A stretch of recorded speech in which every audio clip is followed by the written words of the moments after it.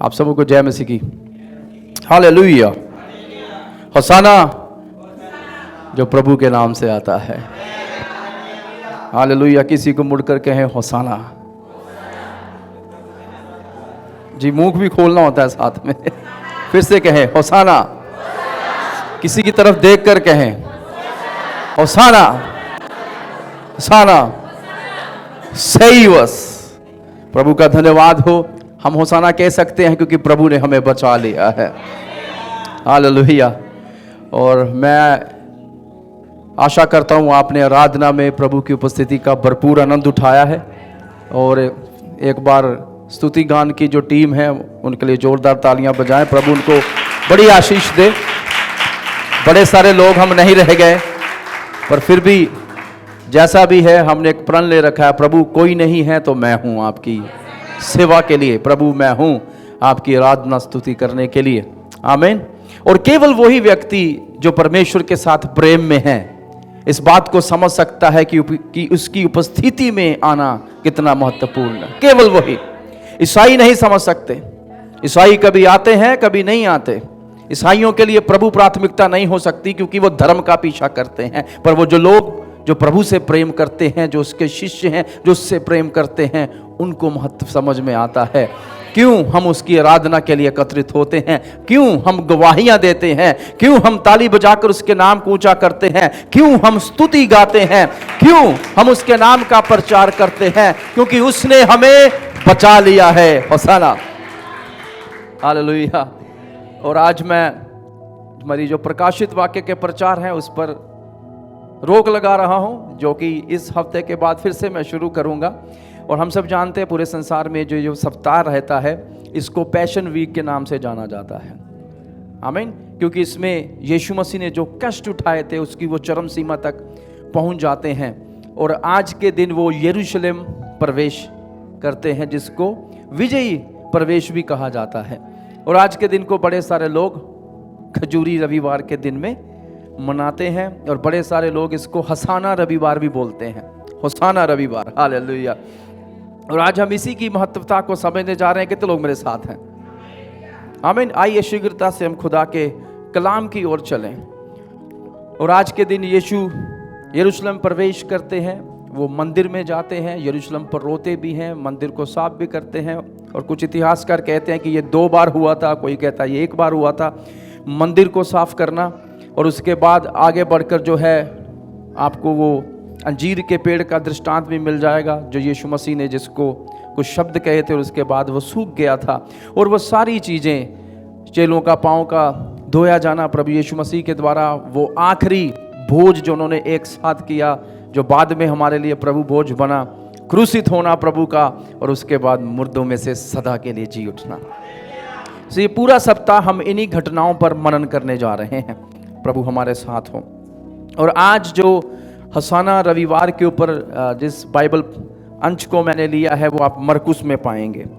हालांकि ये आपको लूका के सुसमाचार में भी मिलेगा विशेषता पर। आज मैं इस पर मनन करना चाहता हूं। और यदि इसी के साथ मिलता जुलता एक और संदेश आप सुनना चाहते हैं तो पिछले साल का पाम संडे का प्रचार अभी भी YouTube पर उपलब्ध है, आप उसको भी ज़रूर सुनिएगा। और मेरी आज कोशिश है वो तथ्य तो बीच में आएंगे जो हमेशा ही आते हैं क्योंकि वचन एक जैसा ही है, पर उसके साथ साथ कुछ नई चीज़ों को भी आज हम खोलते हुए कुछ चीज़ों को सीखेंगे। किसी को मुड़कर कहें मैं कुछ सीखने जा रहा हूं। मैं विश्वास कर रहा हूं इन दिनों में परमेश्वर हमें सिखा रहे हैं। हालेलुया। ताकि हम सीखें और जो सीखता है वही निपुण बनता है। मरकुस का सुसमाचार 11 अध्याय उसकी 11 ही आयतों पर हम मनन करेंगे। ठीक है, 11 अध्याय 1 से लेकर 11 आयतें। और वचन यूं कहता है, जब वे यरूशलेम के निकट जैतून पहाड़ पर बैत फगे और बैथेनिया के पास आए तो उसने अपने चेलों में से 2 को ये कहकर भेजा। हालेलुया।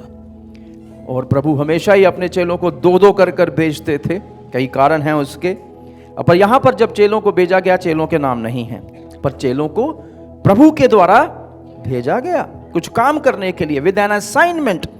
और वो क्या है कि सामने के गांव में जाओ और उसमें पहुंचते ही एक गधी का बच्चा जिस पर कभी कोई ना चढ़ा हो। तो यहां पर उस गधी के बच्चे की विशेषता बताई गई है जिस पर कभी कोई ना चढ़ा हो। और आगे लिखा है बंधा हुआ तुम्हें मिलेगा। तो प्रभु ने यह भी बताया कि वो तुम्हें बंधा हुआ मिलेगा। और उसके बाद उसे खोल लाओ। तीसरी आयत, यदि तुमसे कोई पूछे ये क्यों करते हो तो कहना प्रभु को इसका प्रयोजन है। इंग्लिश में लिखा है द लॉर्ड्स नीड इट। प्रभु को इसकी आवश्यकता है, प्रभु को इसकी जरूरत है। मैं कई बार सोचता हूं प्रभु को किस बात की जरूरत हो सकती है, बट लॉर्ड नीड्स इट। ये भी समझने वाली बात है। और आगे लिखा है और वह शीघ्र उसे जहां बेच देगा। सो प्रभु ने पूरी रीति से बताया कि ये क्यों होगा, कैसे होगा, तुम्हें क्या करना है, वो बेच देगा। चौथी आयत, उन्होंने वैसा ही किया जैसा प्रभु ने कहा था। उन्होंने जाकर उस बच्चे को बाहर द्वार के पास चौक में बंधा हुआ पाया और खोलने लगे। उनमें से जो वहां खड़े थे कोई कोई कहने लगा ये क्या करते हो, गधी के बच्चे को क्यों खोलते हो। जैसा यीशु ने कहा था वैसे ही उन्होंने उनसे कह दिया। क्या कहा उन्होंने, प्रभु को इसका, दूसरे सुसमाचार में ऐसा लिखा है। तो वैसा ही जाकर उन्होंने प्रभु के शब्दों को कहा, प्रभु को इसका प्रयोजन है। तब लोगों ने उन्हें जाने दिया। 7वीं आयत, उन्होंने बच्चे को यीशु के पास लाकर उस पर अपने कपड़े डाले और वह उस पर बैठ गया। तब बहुतों ने अपने कपड़े मार्ग में बिछाए और उन्हें खेतों में से डालियां काट काट कर फैला दी। जो उसके आगे आगे चलते और पीछे पीछे चले आते थे पुकार पुकार कर कहते जाते थे होशाना, धन्य है वह जो प्रभु के नाम से आता है। हमारे पिता दाऊद का राज्य जो आ रहा है, धन्य है आकाश में होशाना। यहां पर कुछ चीजें नहीं लिखी, वो लूका के सुसमाचार में हम पढ़ सकते हैं। आइए वो पढ़कर जाएं। लूका का सुसमाचार 19 अध्याय 38 आयत, वहां लिखा है धन्य है वह राजा जो प्रभु के नाम से आता है, स्वर्ग में शांति और आकाश मंडल में महिमा हो। तब भीड़ में से कुछ फरीसी उससे कहने लगे। मरकुस ये बात नहीं बताता पर लूका उसका विरोधाभास बता रहा है कि फरीसी आए हैं आगे, कहने लगे हे गुरु, वाह कितना आदर योग्य, हे rabbi, the one who teaches the law, वो जो व्यवस्था को सिखाता है उसे ही आप रबी या गुरु कहते हैं। चलिए ये तो वो मान रहे हैं ये व्यवस्था को सिखाने वाला है। और आगे अपने चेलों को डांट, क्या कर तू। अब यहां नहीं लिखा कि क्यों डांटना है, पर मैं आपको थोड़े समय में बताऊंगा। उसने उत्तर दिया, मैं तुमसे कहता हूं यदि ये चुप रहेंगे तो पत्थर, मेरे ख्याल से हमारे पास होसाना पत्थर है पीछे जिस पर लिखा हुआ है मैं। अब देखते हैं कभी उसे जाकर, मैं अक्सर बोलता हूं कि मैं उसे देखकर हमेशा कहता हूं भाई तू चुप बैठ, मैं चिल्लाऊंगा। क्या बाइबल में कोई ऐसा दृष्टांत है जहां पत्थर चिल्ला उठे थे? हम इस बात को भी समझेंगे। जब वह निकट आया तो नगर को देखकर उस पर रोया और कहा क्या ही भला होता कि तू ही इसी दिन में कुशल की बातें जानता, परंतु अब वे तेरी आंखों से छिप गई हैं। क्योंकि वे दिन तुझ पर आएंगे कि तेरे वैरी मोर्चा बांधकर तुझे घेर लेंगे और चारों ओर से तुझे दबाएंगे और तुझे और तेरे बालकों को जो तुझ में हैं मिट्टी में मिलाएंगे और तुझ में पत्थर पर पत्थर भी ना छोड़ेंगे, क्योंकि तूने उस अवसर को जब तुझ पर कृपा दृष्टि की गई ना पहचाना। सो अपॉर्चुनिटी, एक अवसर दिया गया है, उसकी पहचान करनी जरूरी है। तब वह मंदिर में जाकर बेचने वालों को बाहर निकालने लगा और उनसे कहा लिखा है मेरा घर प्रार्थना का घर होगा, परंतु तुमने इसको डाकुओं की खो बना दिया है। वह प्रतिदिन मंदिर में उपदेश करता था और प्रधान याजक और शास्त्री और लोगों के प्रमुख उसे नष्ट करने का अवसर ढूंढते थे, परंतु कोई उपाय ना निकाल सके कि ये किस प्रकार के रहे, क्योंकि सब लोग बड़ी चाह से उसकी सुनने। आइए वापिस मरकुस की ओर आ जाए 11 अध्याय और हम 11वीं आयत को पढ़ें। तब यरूशलेम पहुंचकर मंदिर में आया और चारों ओर सब वस्तुओं को देखकर बारों के साथ बैतनिय्याह गया, क्योंकि सांझ हो गई थी। तो यहां पर मरकुस हमें पूरी घटना नहीं बताते, पर लूका हमें बताते हैं क्या कुछ हुआ है। प्रभु का वचन पढ़े जाने और सुने जाने पर आशीष हो। हालेलुया, आमीन। इस पूरे सप्ताह जो घटनाएं जिन पर हम मनन करेंगे, ये बड़ी ज़रूरी घटनाएं हैं, क्योंकि इसका संदर्भ जहाँ जो ये जुड़ा हुआ है वो हमारे मोक्ष के साथ है। और यहाँ पर बाइबल बताती है, यीशु ने एक बार कहा था, मैं क्यों इस पृथ्वी पर आया हूँ। वो कहते हैं, मैं आया हूँ ताकि बहुतों की छुड़ौती के लिए अपने प्राण को त्याग दूं। अब वो समय आ पहुंचा है और वो समय के बहुत निकट है। और बाइबल कहती है, जब वे यरूशलेम के निकट जैतून पहाड़ पर बैतफगे और बैतनिय्याह के पास आए, उसने अपने चेलों में से 2 को ये कहकर भेजा। अब इन सारी चीज़ों को हम मिलकर देखेंगे किस प्रकार से ये चीज़ें हो रही हैं। पर उससे पहले मैं आपको ये बताना चाहता हूँ, ध्यान से सुनिएगा। आज विशेषता जो शीर्षक रहेगा वो ये है, देखो तुम्हारा राजा आता है। Behold, your king is coming. आमीन। यदि आप बाइबल को ध्यान पूर्वक पढ़े, इस समय तक, किस समय तक? इस समय तक यरूशलेम एंट्री जो है, ये ऐसे है कि यीशु अपने आप को सार्वजनिक तौर पर प्रस्तुत कर रहे हैं कि वो इज़राइल के अभिषिक्त राजा हैं। हालांकि बाइबल ये भी कहती है, वो अपनों के पास आया और अपनों ने उसको नहीं पहचाना या ग्रहण नहीं किया, और इस समय यही होगा। पर इससे पहले कि आप देखें, अब यीशु मसीह अपने आप को सार्वजनिक तौर पर प्रकट कर रहे हैं कि वही इज़राइल के अभिषिक्त राजा हैं। पर इससे पहले यदि आप बाइबल पढ़ें तो यीशु बार बार लोगों से कहते थे, जिनको उन्होंने चंगा किया था, जिनको मुर्दों में से जिलाया था, जिन कोढ़ियों को उन्होंने शुद्ध किया था, कि जाओ पर जाकर किसी से कुछ ना कहना। हालेलुया। यहां तक यीशु मसीह अपनी पहचान को छुपा रहे हैं, पर अब यीशु मसीह प्रकट पर अपनी पहचान को लोगों के सामने लेकर आ रहे हैं। आमीन। यदि आप मरकुस 7 का 36, 8 का 30, 9 का 9, लूका 8 का 56 पढ़े तो आपको समझ में आएगा, वहां यीशु कह रहे जाकर किसी को ना बताना। आइए 1-2 आयतें हम पढ़ लेते हैं हमारी समझ के लिए। जब वचन पढ़ा जाता है प्रकाश होता है। मरकुस 7 के 36 की ओर हम ध्यान दें। कोई एक व्यक्ति कलीसिया से पढ़ सकता है। देखिए, तब उसने उनको चिताया कि भाई किसी को ना कहना, और else they will identify me who I am. किसी को जाकर ना बताना कि तेरे साथ क्या हुआ, नहीं तो वो मुझे पहचान लेंगे मैं कौन हूं। यहां तक यीशु मसीह अपनी पहचान को छुपा रहे हैं। पर अब पहली बार जब वो यरूशलेम प्रवेश कर रहे हैं, यीशु अपने आप को छुपा नहीं रहे, बल्कि प्रगट में ये प्रकट कर रहे हैं, प्रस्तुत कर रहे हैं कि वही अभिषिक्त राजा है, और उसके चिन्ह के साथ वो प्रकट कर रहे हैं। अक्सर मैंने कुछ लोगों को देखा है, जब पाम संडे की प्रचार होता है तो अधिकतर लोग गधे पर ही प्रचार कर देते हैं। हम अक्सर कहता हूं, ये गधे के बारे में नहीं है, यीशु के बारे में है। पर गधे को प्रभु ने अपने साथ जरूर लिया था। हालेलुया, आमीन। साथ जरूर लिया था। हम उस बात को भी सीखेंगे। आमीन। तो प्रभु ने कहा किसी को जाकर मत बताना, प्रकट मत करना, पर अब यीशु अपने आप को प्रकट कर रहे हैं। तो सबसे पहली बात हमें यह समझना है कि ये जो विजयी प्रवेश था, ये ना केवल विजयी प्रवेश था, पर ये यीशु मसीह का प्रकाशन था प्रकट में कि वो कौन है। हालेलुया। ना केवल ये, इस बात की भविष्यवाणी कई हजारों साल पहले या सैकड़ों साल पहले यकरिया भविष्यद्वक्ता ने कर दी थी। यदि आप यकरिया 9 का 9 पढ़ें तो वहां पर वो इस बात की घोषणा करते हैं। आइए हम यकरिया 9 का 9 देखें। पुराने नियम में आपको मिलेगा यकरिया, उसका 9वां अध्याय, उसकी 9वीं आयत। हे सियोन बहुत ही मगन हो। हाँ, कौन सा प्रवेश है ये?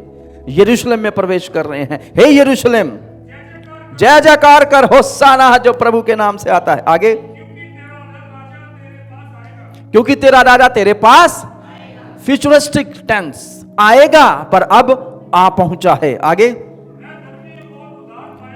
वह धर्मी है, उद्धार पा, he is the righteous and the one who hold salvation. आगे देखिए वो कौन है? क्योंकि वो दीन है, इसलिए वो किस पर आ रहा है?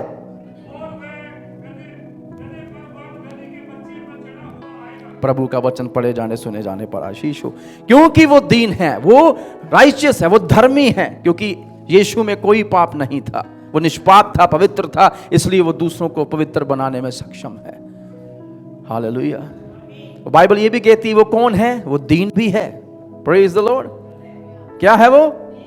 और उसकी दीनता का प्रमाण हमें कहां मिलता है? वो एक गधी के बच्चे पर, गधा भी लिखा है और गधी, क्योंकि इन दोनों के बिना तो बच्चा पैदा नहीं होगा, तो गधी के बच्चे पर सवार होकर आ रहा है। और ये जो यरूशलेम में प्रवेश था, ये भविष्यवाणी का पूर्ण होना है।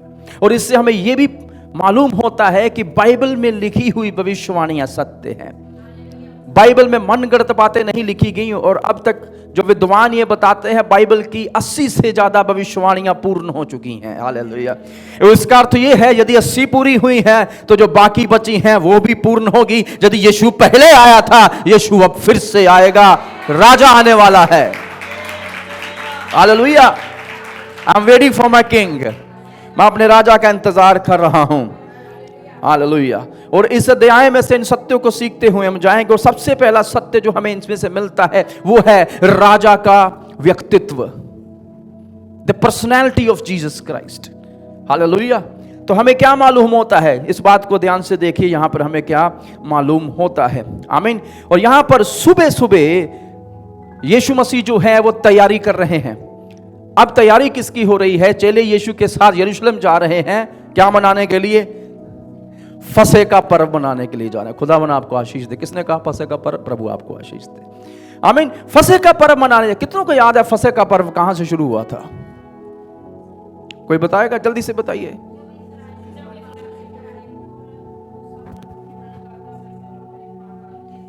खाना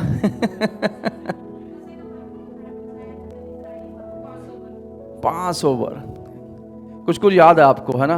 बाइबल बताती है सब पहलौठे मरने वाले थे और प्रभु ने कहा था कि मेमना काट कर लूफा की जड़ों से कहां पर लगाना? अपनी चौंकटों पर लहू लगाना, और जब मृत्यु होगी जो फिर आप पास से गुजर जाएगी। पास ओवर, फंसे, फंसे का अर्थ ही यही है, गुजर जाना। हालेलुया। मेमने के लहू से मृत्यु उनके पास से गुजर गई। और आज भी जिनके ऊपर मेमने का लहू लगा हुआ है, मृत्यु उनके पास से गुजर जाएगी। हालेलुया। और ये सबसे प्रमुख त्योहार है यहूदियों का, सबसे प्रथम और सबसे प्रमुख। आमीन। वो फसह का पर्व है और इन दिनों में मनाएंगे, क्योंकि यहूदियों का जो कैलेंडर है वो जनवरी से शुरू नहीं होता, अब शुरू होगा। वो मार्च और अप्रैल को मिलाकर उनका बनता है, जो रिलीजियस कैलेंडर है उनका। So for them it's the beginning of the year. उनके लिए ये साल की शुरुआत और सबसे पहला पर्व वो जो बनाते हैं वो फसह है। और फसह मनाने के लिए सब इकट्ठे हुए हैं, उसके साथ साथ सबत मनाने के लिए भी। हालेलुया। इतिहासकार बताते हैं कि इन दिनों में जो ये समय था जब यीशु प्रवेश कर रहे हैं, यरूशलेम की जो जनसंख्या थी, लोग जो वहां पर रहते थे, वो 80,000 तक थी।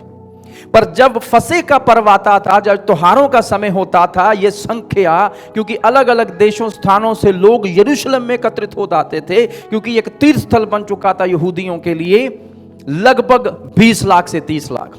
सोचिए, एक देश या एक राज्य या शहर जिसमें सिर्फ 80,000 लोग रहते हैं, त्योहारों के समय में वहां भीड़ की भीड़ लग जाती थी। और हम समझ सकते हैं, क्योंकि भारत में भी ऐसा होता है, जब कुछ विशेष त्योहार आते हैं, कुछ विशेष स्थानों के ऊपर बहुत भीड़ लगती है।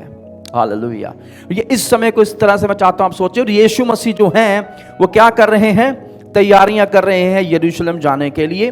और वो अब इस समय कहां पर है? वो एक पर्वत के शिखर पर है, जिसकी ऊंचाई लगभग 2200 फुट की है। और वहां पर 2 गांव के नाम बताए गए हैं। पहला कौन है? बेथफगे, और दूसरा बैथनिया। इन दोनों का अर्थ जो होता है, पहले का अर्थ है बिना पके हुए अंजीर, और दूसरे का अर्थ है खजूरों का घर। आमीन। बैथनी से कुछ याद आता आपको? बैथनी क्या है?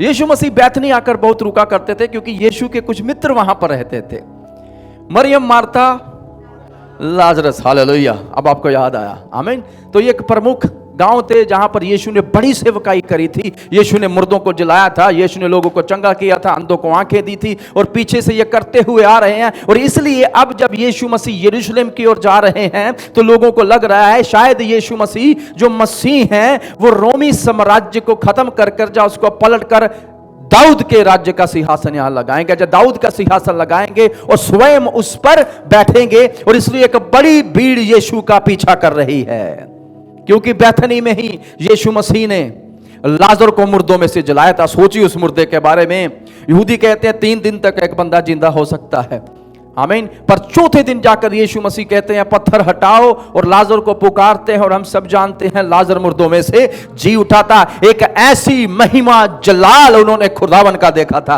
प्रभु यीशु मसीह का देखा था, that he is the one who can even call the dead. ये वो है जो मृतकों को भी पुकारता है और आत्मा उनके शरीर में वापस आ जाती है। ऐसी महिमा देखे हुए लोग यीशु मसीह के साथ जो है यरूशलेम में प्रवेश करते हैं, आमीन। यूहन्ना 11 अध्याय में यदि आप ये सब पढ़ेंगे तो आपको मिल जाएगा, पर अभी हम पढ़ने नहीं जा रहे, आमीन। और मैं आपको बता रहा था, यदि आपको इस संदेश के बारे में और समझना है, जरूर पिछले साल का संदेश सुनिएगा, उसमें मैंने बैतफिग और बैतनी के बारे में भी थोड़ा ज्यादा बताया है। और अब इस स्थान पर कितने लोग एकत्रित हो चुके हैं यरूशलेम में? लगभग 20 से 30 लाख लोग उस स्थान पर एकत्रित है, और यीशु मसीह ने यही उपयुक्त समय चुना है अपने आप को प्रकट करने के लिए कि इज़राइल का अभिषिक्त राजा मैं हूं, आमीन। There can not be perfect moment than this. इससे बढ़िया एक क्षण नहीं हो सकता जब यीशु संपूर्ण इज़राइल पर अपने आप को प्रकट कर दें कि वो कौन है। हालेलुया, आमीन। तो सबसे पहली बात, जब यीशु मसीह वहां पर आते हैं, मैं उनकी व्यक्तित्व के बारे में बात करना चाहता हूं। और व्यक्तित्व क्या है? यीशु ने अपने चेलों को पूर्ण रीति से बताया कि तुमको कहां जाना है, क्या लेकर आना है, कैसे लेकर आना है। लोग तुमसे पूछेंगे, उनको कहना प्रभु को इसकी आवश्यकता है। और ये सब बिल्कुल वैसे ही हुआ जैसा यीशु ने कहा था, आमीन। और अब इतिहासकार जो हैं वो आपस में वाद विवाद करते हैं कि शायद यीशु ने पहले ही जाकर उनको कह रखा था कि मैं अपने चेलों को ही सेट दिस अप। वो कहते हैं वो पहले से उन्होंने सब बना रहा, सेट दिस अप, कि जाकर मेरे चेले आएंगे तुम इनको भेज देना। पर बाइबल में तो ऐसा कोई विवरण नहीं है, पर अनुमान लगाए जाते हैं कि शायद ऐसा हुआ होगा। और यीशु ने वो पैसे, याद है वो मछली जो पतरस ने जिसके मुंह से, शायद वो देकर उसे खरीदा होगा। अनुमान लगा रहे हैं, हालेलुया। पर मैं अक्सर कहता हूं यीशु ने बिल्कुल ये चीज सेट करी थी, पर अपनी शरीर में नहीं, not physically but in his sovereignty, अपनी सर्वसत्ताधारिता में, हालेलुया, आमीन। जो इस बात को प्रकट करता है वो आज भी सब चीजों का प्रभु है। आपको याद है जब हम प्रकाशित वाक्य की पिछली 6 कलीसियां पढ़ी हैं, सब कलीसियाओं को यीशु ने एक बात कही है, मैं तुम्हारे कामों को जानता हूं। और ऐसे कई इंसिडेंट्स बाइबल में हुए हैं। प्रभु एक फरिश्ती के घर में बैठे हुए हैं और वो मन में कुछ सोच रहा है किसी और के बारे में, और यीशु कहते हैं जब से मैं तेरे घर में आया हूं, उसके मन की बात जानकर। और दूसरी तरफ यीशु मन की बातों को जान लेते हैं, हालेलुया, आमीन। वो सब जानता है। इस समय तेरे मन में क्या चल रहा है वो जानता है, तेरे जीवन में क्या चल रहा है वो जानता है, जो हो चुका है वो जानता है, जो होगा वो उसे भी जानता है। ना केवल ये, पर वो घटनाओं को नियंत्रित करने की क्षमता भी रखता है। केवल जानता नहीं है, वो नियंत्रण करना भी जानता है, हालेलुया, आमीन। और मैं कई बार लोगों को कहता हूं, यदि तू प्रभु की अधीनता है और यदि प्रभु तेरे जीवन में कुछ चीजों को होने दे तो इंतजार करना, क्योंकि परमेश्वर तेरी भलाई उसमें से अवश्य निकालेगा, हालेलुया, आमीन। कितनों को समझ आ गया? तो मैं अक्सर कहता हूं यीशु ने अपनी सर्वसत्ताधारिता में सब चीजों को होने दिया। ही कंट्रोल्स एवरीथिंग। अफिसियों 1:11 कोई पढ़िएगा।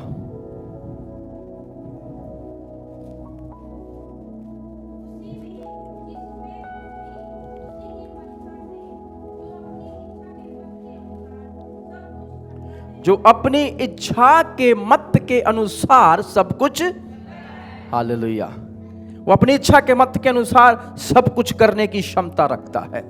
It means if God's will it will happen. यदि परमेश्वर कुछ चाहे तो वो हो जाता है, हालेलुया। और इसलिए जरूरी है हम उसकी इच्छा में चले, हालेलुया, आमीन, प्रेज द लॉर्ड।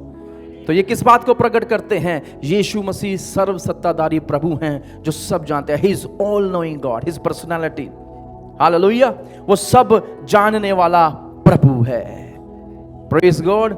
और उसके बाद इस बात की ओर ध्यान दीजिए कि हमें नहीं पता यीशु ने किन दो चेलों को उस गधी के बच्चे को लेने भेजा था? एंड इट डजंट मैटर, और ये इस बात की कोई महत्वता भी नहीं है कौन गया था। आमीन। महत्वता इस बात की है कि जब यीशु ने उनको आज्ञा दी, उन्होंने उस आज्ञा को माना। हालेलुया, आमीन। क्योंकि एक सच्चे भक्त की मनसा जो है वो एक ही होती है कि मैं प्रभु की आज्ञा मानूं और मेरे आज्ञा मानने से प्रभु को महिमा मिले, उसको जलाल मिले। The lord must be glorified through me. और यहां उनके नाम भी नहीं लिखे हुए। मैं कई बार सोचता हूं आज यदि वो पढ़े तो क्या होगा। हम लोग लड़ लेते, मेरा नाम क्यों नहीं लिया गया, मेरा नाम क्यों नहीं बताया गया। थैंक्स गिविंग में मेरा नाम सबसे ऊपर आना चाहिए था, क्योंकि कन्वेंशन के लिए सबसे ज्यादा पैसे मैंने ही दिए थे, सलाह मेरी ही थी। ऐसे भी लोग हैं, सलाह रंग मैंने ही चुना है, ये मेरे ही कारण हुआ है। पर यहां ये लोग इस चीज में नहीं है। मैं कई बार सोचता हूं, ये भी सोच सकते थे ना कि यार ये छोटी मोटी चीजों के लिए हमें रखा, प्रभु ने गधे का बच्चा खोल के लाओ, अब हम यही कामों के लिए रह गए हैं। आप में से बहुतों के दिलों में यह चलता है, अब हम यही कामों के लिए रह गए हैं। मैं कई बार बड़े भारतीयों से मिलता हूं जो मसीह में हैं, हम भारतीयों की सबसे बड़ी विडंबना यही है, अब हम इसी काम के लिए रह गए हैं। और दूसरी तरफ आप यूरोप में जाइए, उन लोगों से मिलिए जो प्रभु के हैं, वो नहीं सोचते जब प्रभु की सेवा की बात आती है। अब हम इसी काम के लिए रह गए। पता है, एक बाइबल को लेकर आपको बात सुनाता हूं। यहां पर चेलापन या शिष्यता सिखाई जा रही थी, और शिष्यता सिखाई जा रही थी तो एक स्कूल था उनके पास, और उस स्कूल का जो सीवर होता है ना, पाइप, वो बंद हो गई। सीवर बंद होने के कारण जो भी वो नहा रहे हैं, वॉशरूम जा रहे हैं, टॉयलेट्स भर गई, बदबू आने लग गई, और वहां कोई भी नहीं था उसको ठीक करने के लिए। और सब आपस में बात कर रहे हैं कि ये कैसे ठीक होगा, क्योंकि कुछ फंसा हुआ था, पर कोई भी अपने आप को उसमें डाल नहीं रहा था। और तुरंत बाद दो व्यक्ति वहां पर खड़े थे और वो वहां पर सुन रहे थे कि क्या बातचीत चल रही है। थोड़े समय के बाद वो फिर से आए, उन्होंने मुंह पर कुछ लपेटा हुआ था, हाथों में उन्होंने कुछ डाला हुआ था। उन्होंने काफी कष्ट मशक्कत करके सब कुछ साफ करके सीवर खोल दिया और सब कुछ चलने लग गया। और थोड़े समय बाद जब ये पता चला कि ये दोनों कौन थे, उनको ये पता चला जिन प्रचारकों को उन्होंने बाहर से प्रचार करने बुलाया था, उन्होंने आकर ये सारी टॉयलेट साफ करी।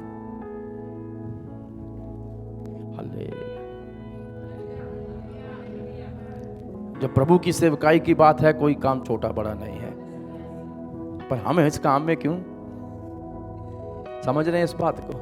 वो कहते हैं हम यहां पर प्रभु की शिक्षा देने आए हैं, पर यदि तक ये समस्या हल नहीं होती, क्योंकि हमने काफी दिन तक सबने यहां रहना है, somebody has to do the dirty work। किसी एक को तो ये गंदा काम करना ही पड़ेगा। और परमेश्वर का कोई काम छोटा बड़ा नहीं होता जब सही मनसा और मन से किया जाए। प्रभु ऐसे ही लोगों को इस्तेमाल करता है, और प्रभु ऐसे ही लोगों को महिमा भी देता है, बड़ा भी करता है। हालेलुया। तो प्रभु ने उनको भेजा, इस बात को समझिएगा। जब हम परमेश्वर के काम में लगे होते हैं, तब हम परमेश्वर का काम कर रहे हैं। कहने से नहीं होगा, करने से होगा। किसी को कहिए, कहने से नहीं, करने से होगा। आमीन। और यहां पर मुझे बड़ी खुशी होती है कि उन चेलों ने आज्ञाकारिता करी प्रभु की। Even the word they have spoken, जो शब्द उन्होंने जाकर कहे, वो वही शब्द थे जो खुदा ने, कोई भी मिक्स नहीं किया गया था। और अक्सर मैं प्रचारकों को कहता हूं, जैसा यीशु ने कहा है वैसा ही प्रचार करें, उसको मिक्स ना करें। हालेलुया। तभी बंधन टूटेंगे। Praise the Lord. और यहां पर आगे क्या होता है, दूसरी चीज जो हम देखते हैं, ना केवल उसकी सर्वसत्ताधारिता पर उसकी ताकत देखते हैं, हम उसकी अथॉरिटी को देखते हैं, उसके अधिकार को देखते हैं। आमीन। और कहां पर हम उसके अधिकार को देखते हैं? आप याद करिए, यीशु ने तीसरी आयत में क्या कहा? कोई एक व्यक्ति तीसरी आयत फिर से पढ़िएगा।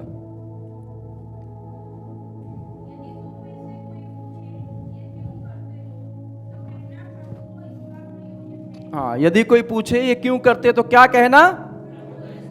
प्रभु को इसका प्रयोजन है। यीशु ने अपने आप को यहां क्या कह के पुकारा? हाँ, इस बात के लोग अक्सर पूछते हैं, यीशु ने अपने आप को कब प्रभु कहा? कि मैं प्रभु हूं और मेरी आराधना करो।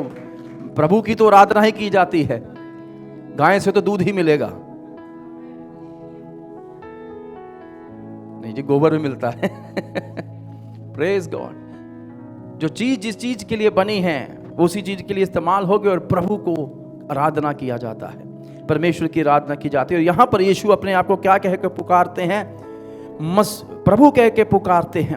और ये जो स्टेटमेंट वो देते हैं, प्रभु किसका प्रयोजन है, ये बताता है उनके अधिकार को और उनके बल को। हालेलुया, आमीन। और मैं आपको एक बात याद दिलाना चाहता हूं, वो प्रभु था, है और रहेगा। वो आज भी प्रभु है, आज भी उसके पास सारे अधिकार है। लोग उसको पहचाने या ना पहचाने, फिर भी वो सर्वांग प्रभु है, सब चीजों का प्रभु है। और एक दिन आएगा जो आज घुटने नहीं टिका रहे, वो उस दिन टिकाएंगे, क्योंकि फिलिपियों 2:9-11 में लिखा हुआ है, हर एक घुटना उसके आगे और हर एक जुबान अंगीकार कि वो ही। हालेलुया। विवश हो जाएंगे जब वो उसकी महिमा को देखेंगे। कभी आप विवश हुए हैं? मैंने कई लोगों को विवश होते हुए देखा है। जब प्रभु की महिमा सच में नजर आ जाती है, वो यहां खड़े होते हैं पर अपने घुटनों पर गिरकर रोते हैं। लोग पूछते हैं इनको क्या हो रहा है, उनको समझ आ गया है।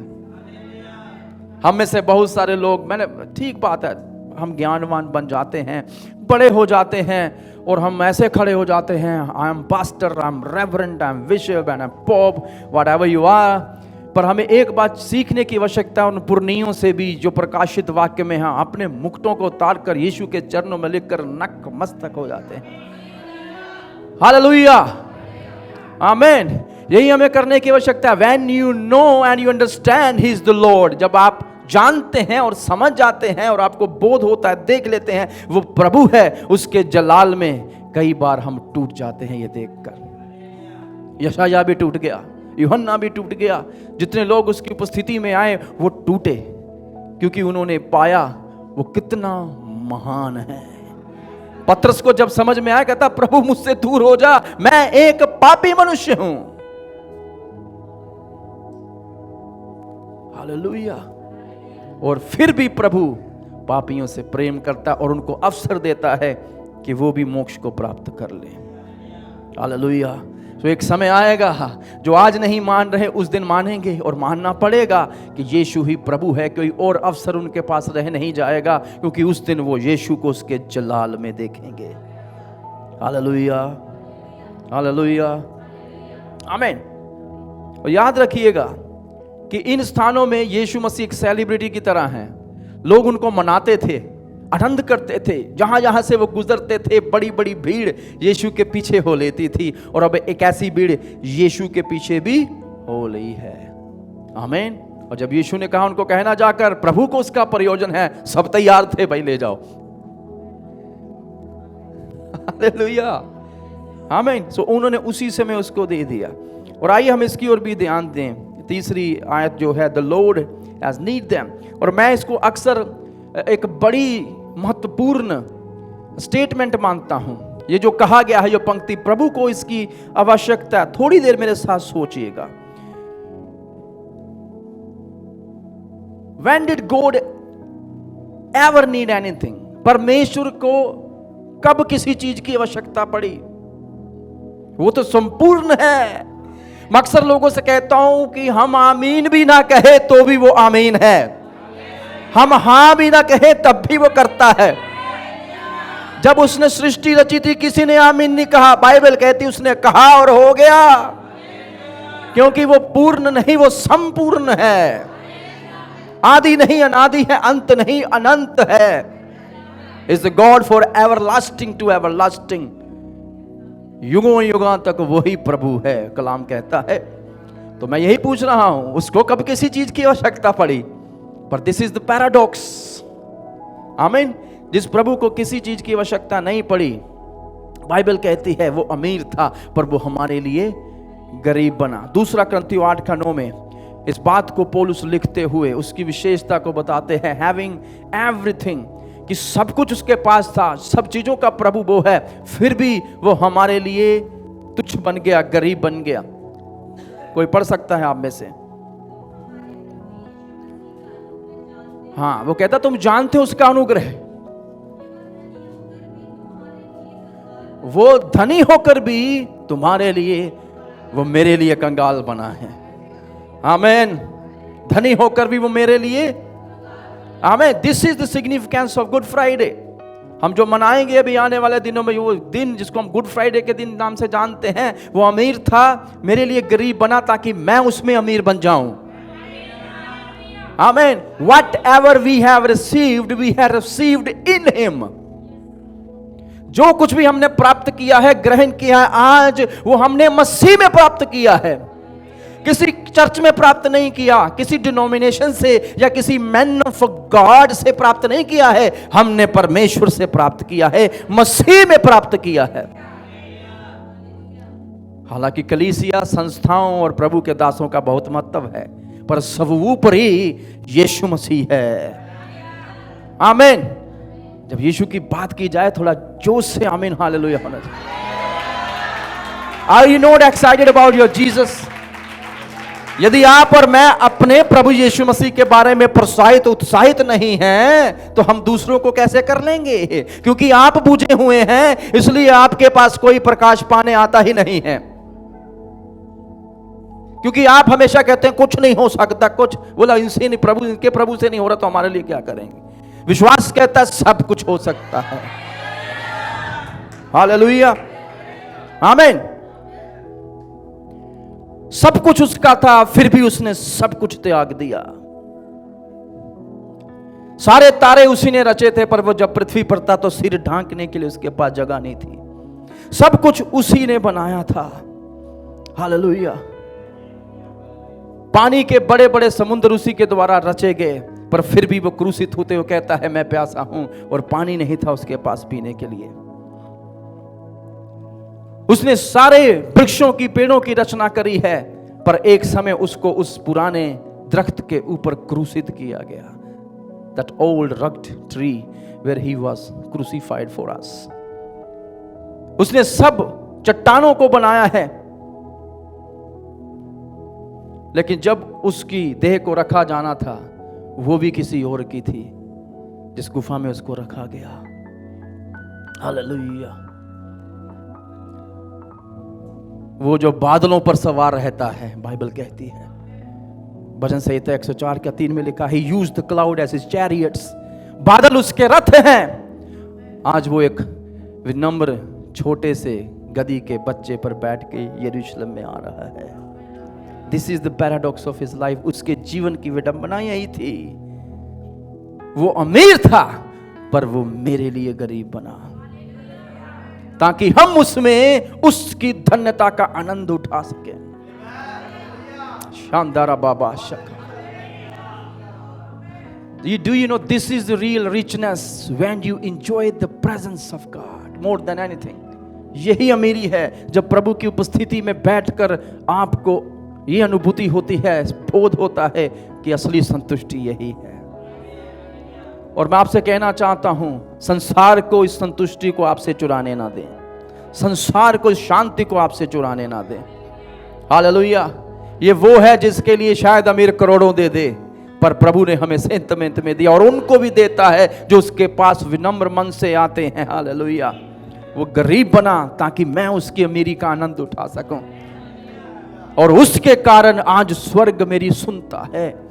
उसके कारण एक समय आएगा जब प्रभु मुझे अपने दाहिने बिठाएगा। मसीह में मुझे सब प्राप्त है, यहां तक कि हमने जो खो भी लिया है, बाइबल कहती है 100% वो हमें वापस देगा, क्योंकि परमेश्वर किसी का कर्जदार, हालेलुया, परमेश्वर किसी का कर्जदार नहीं है।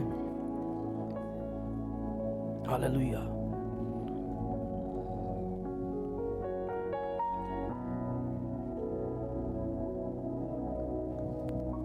आमीन। सो वो चेले उसकी आज्ञाकारिता में वहां पर जाते हैं। अब ध्यान से सुनिएगा अगली बात को। थोड़ा समय में मैं इस गधे के बारे में बात करना चाहता हूं, ज्यादा नहीं, एक्सट्रीमिस्ट होकर नहीं, पर कुछ चीजें महत्वपूर्ण आपके सामने रखूंगा, और शायद ये आप पहली बार सुनने जा रहे हैं। Praise the Lord. आमीन। तो सबसे पहली बात, इस गति के बच्चे का क्या महत्व था, और हमें सबसे पहले मैंने सिखाया वो ये है कि ये पुराने नियम की भविष्यवाणी की पूर्णता थी। यीशु ने कहा था, मैं भविष्यवक्ताओं और व्यवस्था की पुस्तकों को खत्म करने नहीं पर पूर्ण करने आया हूं। और मैं अक्सर कहता हूं, यीशु व्यवस्था और भविष्यवक्ताओं के कहे कथनों की पूर्णता है। Jesus is the fulfilment of all the law.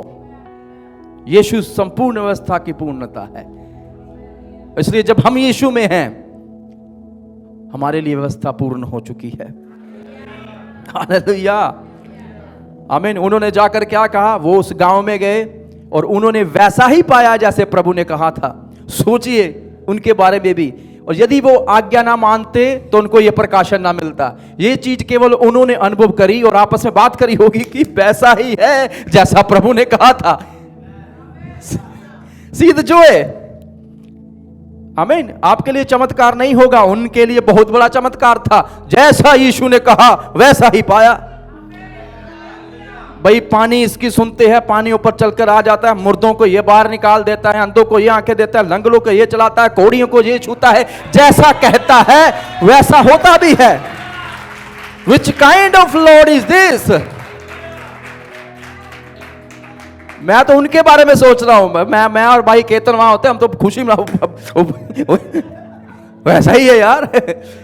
आमीन। और इन्होंने जल्दी करी उसको खोलने के लिए, जैसा इन्होंने देखा वही है। प्रभु ने कहा था जब पूछेंगे तब कहना। आमीन। Sometime we have to listen God very carefully. प्रभु को बड़े ध्यान पूर्वक सुनना है और जैसा वो कहे वैसा ही करना है। पहले चलाते हुए नहीं जाना प्रभु किसका प्रयोजन है, प्रभु किस। उन्होंने जाकर उसको खोला और तब किसी ने आकर कहा भाई क्या करते हो, तब उन्होंने कहा प्रभु को इसका, द लॉर्ड नीड्स इट। प्रभु को इसकी आवश्यकता है। मैंने आपको कहा प्रभु को कब किसी चीज की आवश्यकता पड़ी, पर जब वो पृथ्वी पर था उसने बहुतों को अपनी सेवकाई करने का मौका दिया, अवसर प्रदान किया, ताकि उसके साथ होकर हम उस उद्देश्य को पूर्ण कर सके जिसके लिए वो आया था। और आज भी मैं कहता हूं, कलीसिया के पास अपना कोई उद्देश्य है नहीं, हम यीशु के उद्देश्य को पूर्ण करने के लिए जी रहे हैं। आमीन। और इसलिए मेरे बाइबल कॉलेज में जब था, मेरी इसी बात को लेकर काफी विवाद हुआ मेरे थीसिस को लेते हुए। मैंने थीसिस बंद कर दिया था, कारण यही था। वो कह रहे थे मिसियो एक्लीसे, ये सिखाओ कलीसिया का उद्देश्य, कलीसिया का मिशन। मैंने कहा no, there is no mission of the church, there is a mission of God, there is a missio dei. आमीन। परमेश्वर का उद्देश्य है, कलीसिया का उद्देश्य नहीं है। आमीन। हमें यह समझना पड़ेगा। बड़ी बहस हुई, नहीं कलीसिया के बड़े उद्देश्य हैं, ये है वो है। मैं जी नहीं, ये परमेश्वर का उद्देश्य था शुरू से ही, जो अदन में शुरू हुआ था। आमीन। जब कलीसिया नहीं थी तब भी उसका उद्देश्य था, और प्रभु उसको इजराइल के द्वारा पूरा करना चाहता था। जब इजराइल असफल हुआ तब प्रभु ने कलीसिया को चुना और अपना उद्देश्य दिया। Now church has to understand this. अब कलीसिया को यह समझना है कि जो उद्देश्य हमारे पास है, हमने उसी के उद्देश्य को ग्रहण किया है, उसी के दर्शन को अपनाया है। हमारा अपने आप में कोई दर्शन है नहीं। मैं अक्सर लोगों से कहता हूं, मेरे पास मेरा कोई दर्शन नहीं है, पर एक है कि उसकी इच्छा को पूरा करो, उसके दर्शन को पूरा करो। अब मुझसे कुछ लोग पूछेंगे, then what is the new covenant fellowship?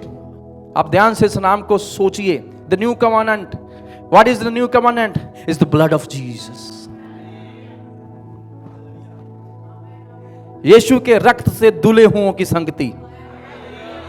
Anybody who believes that Jesus is the lord, हर एक जो ये विश्वास करे यीशु प्रभु है, उसके लिए वो क्रूसित हुआ है, मुर्दों में से जी उठा है, स्वर्ग उठाया गया, फिर से आने वाला है, वो इस कलीसिया का भाग है। और ये संगति उसके दर्शन को लेके चलती है। I haven't asked something new from God. मैंने प्रभु से कुछ नया नहीं मांगा, प्रभु मुझे कोई नया प्रकाशन दे, कोई नवा सा पकड़ दमा मैं जी नहीं। कुछ लोग उस नए चीज को करने के लिए बड़े रुचि, हर एक जो कर रहा है वो मैं नहीं करूंगा। मैं भाई तू अपना स्थान ढूंढ, उस प्रभु के उद्देश्य में जो बहुत बड़ा है उसमें अपना स्थान ढूंढ। हालेलुया।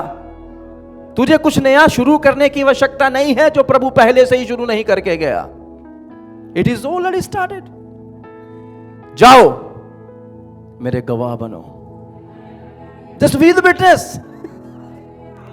जाओ गवाह बनो। आमीन। The New Covenant Fellowship, we are the witness of Jesus. नई वाचा की संगति, हम प्रभु यीशु मसीह के गवाह हैं, क्योंकि कुछ तो है जो यीशु ने आपको और मेरे जीवन में किया है, नहीं तो हम यहां स्थान पर बैठ के उसकी आराधना नहीं कर रहे होते। कुछ तो है जो बांटने योग्य है, कुछ तो है जो उसके बारे में अलग है। हालेलुया, आमीन। मुझसे किसी ने पूछा आपका दर्शन क्या है, मैं वही जो प्रभु का है। नहीं, आपका क्या, मैं वही जो प्रभु का। प्रभु का दर्शन क्या है?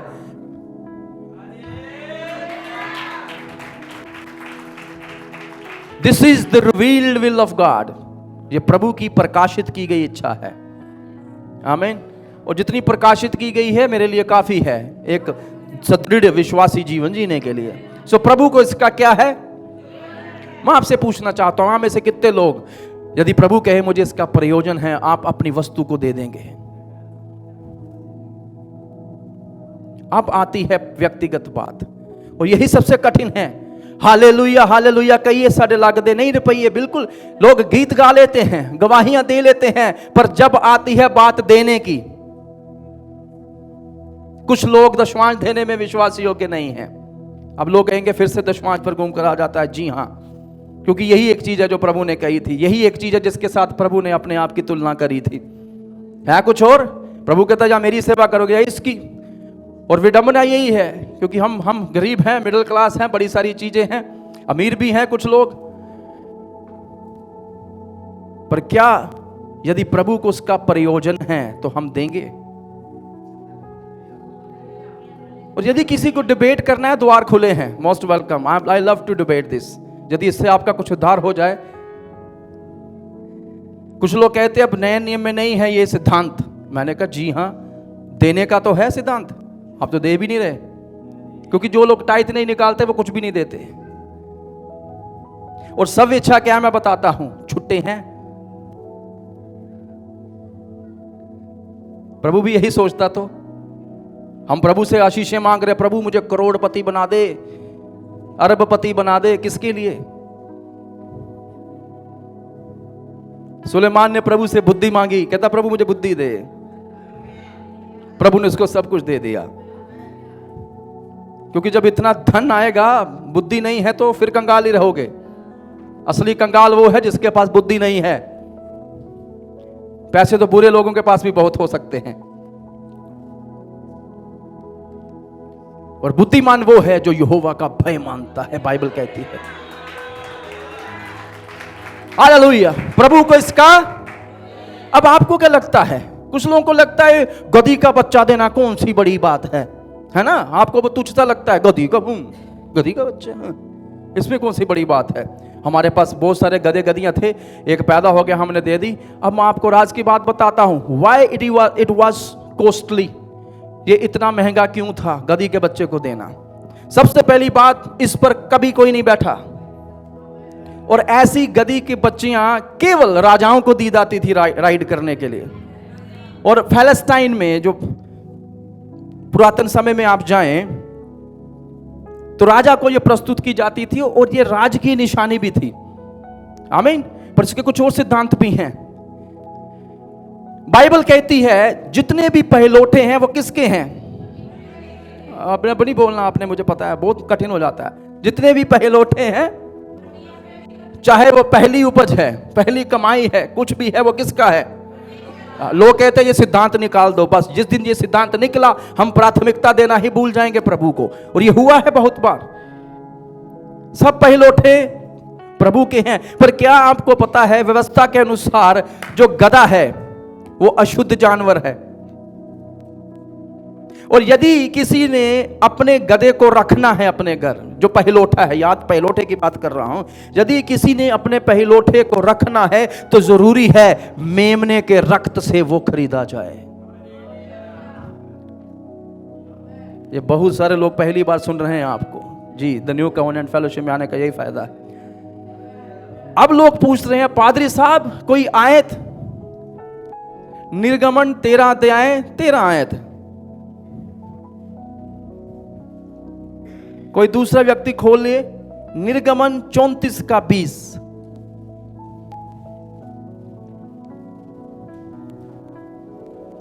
अब जिसको हिंदी पढ़ने आती है अच्छे से वो पढ़ी ऊंची आवाज में।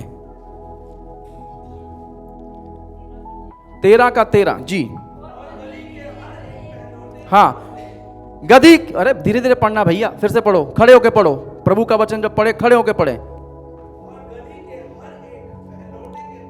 हाँ, गधी के हर एक पहलोठे। अब यीशु को जो दिया गया वो क्या है? जिस पर कोई कभी ना चढ़ा हो, पहलोठा है ये। हाँ? पहलोठे के बदले मेमना देकर। गधी का बच्चा खरीदना है तो मेमना प्रभु को देना पड़ेगा, क्योंकि पहलोठा प्रभु का है। नहीं समझे आप अभी भी? सब पहलोठे प्रभु के हैं, तो यदि वापस चाहिए आपको वो, तो प्रभु कहता मेमना लेकर आओ मेरे लिए। पढ़ो पढ़ो आगे। छुड़ा लेना। So the donkey has to be redeemed. गधे का बच्चा छुड़ाया होना चाहिए। हालेलुया। सो यदि ये उस दिन तक वहां बंधा हुआ है जब प्रभु का इसका प्रयोजन है, इसका अर्थ है उसके मालिक ने उसको छुड़ाया है।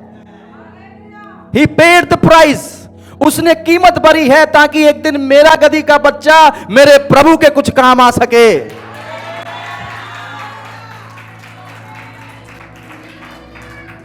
हालेलुया। Who was that? किसी बच्चे ने जोर से हालेलुया कहा। हाँ बेटा, इधर मुंह करके बोल हालेलुया, प्रेज द लॉर्ड। मजा आ गया सुन के जब बच्चे भी कहें हालेलुया। कितनों को समझ आया?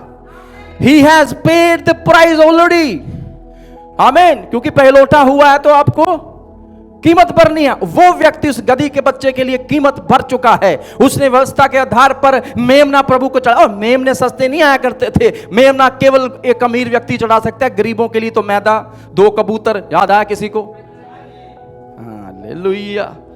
गरीबों के बस की नहीं है। कितना महंगा मेमना चढ़ा दिया गया। अब ये गधी का बच्चा कीमती है, क्योंकि उसने कीमत भरकर उसको छुड़ाया है अपने लिए, ताकि वो उसके काम आ सके। पर अब कौन उसको मांग कर रहा है? प्रभु को इसका प्रयोजन है। हालेलुया। ये मैंने खरीदा है व्यक्तिगत तौर पर। ये मेरा है। मेरा घर, मेरी कार, मेरे बच्चे, मेरी चर्च, मेरा दर्शन, मेरी पत्नी, मेरे बच्चे, मेरी कुर्सी, मेरी गिटार, मेरा ड्रम सेट, मेरी बाइबल, मेरा फोन, मेरी जिंदगी, मेरी लाइफ, माई विल, माई।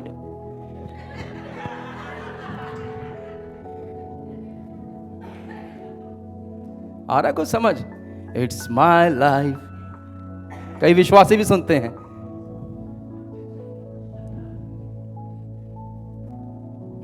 एक गाना है बिलीवर, इंग्लिश में। पता है मुझे प्रचार नहीं करना चाहिए, पर कई लोग बिलीवर भी सुनते हैं। उनको लगता है ये आत्मिक सॉन्ग है। और उसमें एक लाइन आती है, I am the rider of my sea, sailor of my sea. वो कहता है मेरे समुद्र का प्रभु मैं खुद हूं। मेरे समुद्र का प्रभु मेरा यीशु है। कितनों को समझ आया? Now the question is that, यदि कुछ आपने अपने लिए खरीदा है वो आपका बड़ा व्यक्तिगत है। सोने की अंगूठी भी हो सकती है, आपकी कार भी हो सकती है, आपका घर हो सकता है, आपके बच्चे हो, आप स्वयं हो सकते हैं। पर यदि प्रभु को उसका प्रयोजन है, क्या आप खुशी से उस व्यक्ति के समान देंगे जैसा उसने दे दिया था? That's the question I have.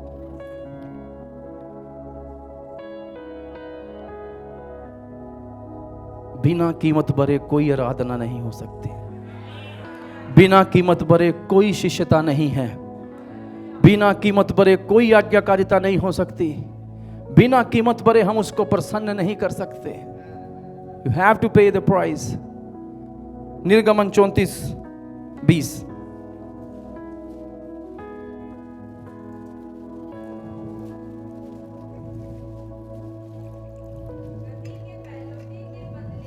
गधी के पहलोठे के बदले जी। आगे हाँ, ये भी पढ़ना। यदि तो उसे छुड़ाना ना चाहे तो उसकी गर्दन तोड़ देना। समझ आई? यदि तुझे ये बलिदान नहीं करना तो ये बलिदान कर दे। क्योंकि ये प्रभु का है।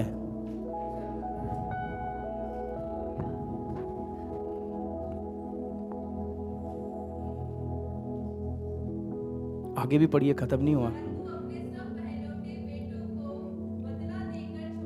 अपने बेटों को भी बदला। प्रभु कह रहा है ब्रिंग समथिंग। आमीन। बच्चों को भी तू छुड़ाना। आगे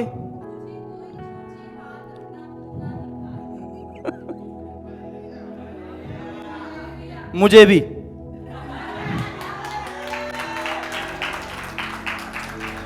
अब लोग हंसेंगे जो सुन रहे हैं कि पासवान कैसे प्रचार कर रहे हैं। प्रभु कहता है मुझे कोई छूछे मुंह अपना छूछे हाथ अपना मुंह ना दिखाए। ये नहीं कि प्रभु को कुछ चाहिए, पर व्यवस्था कानून है। हालेलुया। उसके कारण है क्योंकि हम ही आशीषित होंगे ये सब करने से। इन सब चीजों से क्या होता है? प्रभु को आदर मिलता है। This is the sign that we honour God. ये नहीं कि वो आदर का भूखा है, पर ये कि हमारे अंदर क्या है। प्रभु कहता है छूछे हाथ मुझे कोई अपना मुंह ही ना दिखाए। तो पहिलौठे छुड़ाए जाते थे कीमत भरकर, और यहां पर गधी का बच्चा छुड़ाया गया कीमत भरकर। अब जिसके लिए उसने कीमत भरी है, प्रभु को उसका प्रयोजन है। हालेलुया। अब उस गधी के बच्चे पर बैठकर, जिस पर कभी कोई ना बैठा। दो और चीजें हैं, पर उसके बीच में मैं जाना नहीं चाहता अभी। अगली चीज है the donkey has to be released. पहला उसको कीमत भर के छुड़ाना, दूसरा उसको खोल देना, तीसरा उस पर कोई नहीं बैठा होना चाहिए। आप जब राजा को कुछ प्रस्तुत करते हैं, यह प्रदूषित नहीं होना चाहिए। हालेलुया। आमीन। बड़ी बात नहीं है। मैं अक्सर यूँ कहता हूँ, जब भी मैं प्रभु के घर में कुछ चढ़ाने आता हूँ, मैं यहाँ तक ये भी देखता हूँ मेरे नोट साफ हों। Anything I give it to God. मैं चाहता हूँ अच्छा चढ़ाऊँ मैं प्रभु के सामने। आमीन। कुछ लोग कहते हैं बुढ़ापे का समय नाम जपने का समय। जी नहीं, सारा समय ही नाम जपने का समय है। पर सबसे अच्छा जो प्रभु को चढ़ा सकते हैं वो आपकी जवानी है। When you are, आमीन, जब आप पूरे जोश में है, शरीर काम करता है, ये समय खुदा को देने का है। हालेलुया। आमीन। बूढ़े होकर तो कईयों से सीढ़ियां नहीं चढ़ी जाएगी, क्योंकि मूसा जैसा अभिषेक थोड़ी है पहाड़ चढ़ लेंगे। हम बातें यहोशू कालेब की करते हैं। कई बार हम सिर्फ पढ़ते हैं, हम समझते नहीं हैं। यहोशू कालेब बूढ़े थे और मांग क्या रहा है मूसा से? कहता मुझे मेरा पहाड़ दे दे, give me back my mountain. भाई कालेब जी बूढ़े हो गए हो, कहां चढ़ोगे? Give me back my mountain. Do you understand this? ये थे विश्वास के योद्धा जिनको प्रभु ने अपने अभिषेक से भरा हुआ था। So the donkey has to be released. उस गधे को छोड़ा और उस पर कभी कोई ना, हाँ जी, आमीन। सो डोंकी के बारे में या गधे के बारे में मैं ज़्यादा बात नहीं करना चाहता। यहाँ पर कुछ चीज़ें हैं जो हमें समझते हुए जाना है। अब यीशु मसीह उस गधी के बच्चे पर बैठकर कहाँ जा रहे हैं? यरूशलेम में। और जब यीशु ने उसके गधी के बच्चे के साथ प्रवेश किया, ये सीधे तौर से प्रकटीकरण था कि इज़राइल का चुना हुआ अभिषिक्त राजा मैं ही हूं। हालेलुया। न केवल चुना हुआ राजा, पर वो मेमना जिसके द्वारा सबके पाप क्षमा होंगे, वो मैं ही हूं। हालेलुया। क्योंकि रक्त दे के छुड़ाया गया ना, मेमना छुड़ाया गया था, और अब उसके ऊपर प्रभु का मेमना बैठकर जा रहा है, क्योंकि गधे को छुड़ा लिया गया है। और इस बात का भी चिन्ह है कि इसी के द्वारा जो है इज़राइल की छुड़ौती भी हो सकती है, by the blood of Jesus Christ. आमीन। अब हम जो आयते हैं 7 से 10 उसकी ओर ध्यान देंगे, क्योंकि लोगों ने उसको जाने दिया और उन्होंने अपने कपड़े उस पर डाले। The presentation of the king. ये देखिए यीशु अपने आप को कैसे प्रस्तुत कर रहे हैं। आमीन। यीशु उस गधी के बच्चे के ऊपर बैठकर जो है वो पर्वत से नीचे की ओर आ रहे हैं, क्योंकि ये यरूशलेम है वो नीचे की ओर है। हालेलुया।